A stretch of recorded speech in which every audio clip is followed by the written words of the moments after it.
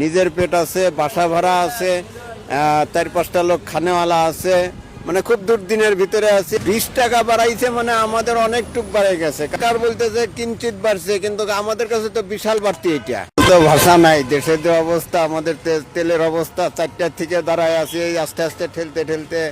আজকে তেল পাবো কি না পাবো এরও কোনো গ্যারান্টি নাই। কিছুক্ষণ আগে মাইকিং করলো 10টার পরে হয়তো তেল থাকবে না।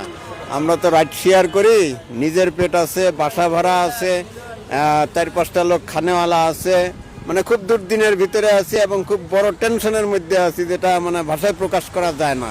তো এই বিহিত ব্যবস্থাটা যদি সরকার তড়িৎ গতিতে নেয়, যে বিশেষ করে এই তেলটা যদি একটু সাধারণভাবে সেল দেওয়ার মতন করে, তাহলে মনে হয় যে আমরা একটু উপকৃত হইতাম আর কি।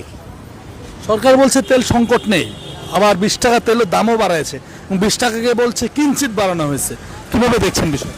20 টাকা বাড়াইছে মানে আমাদের অনেকটুক বাড়ে গেছে। কারণ তেল দেয় 500 টাকার, সেই জায়গায় 4 লিটার পাইতাম।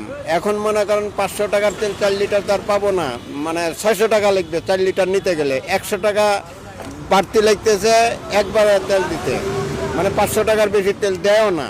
যার জন্য আমাদের জন্য খুব কষ্ট। সরকার বলতেছে কিঞ্চিত বাড়ছে, কিন্তু আমাদের কাছে তো বিশাল বাড়তি। এটা এই জন্য এটা একটা বিবিধ ব্যবস্থা করার জন্য অনুরোধ করছি সরকারকে আর কি, যে তেলের মূল্যটা যেন একটু সাশ্রয় করে, আগের রেটে যেন আসে, এটাই আমরা দাবি জানাচ্ছি।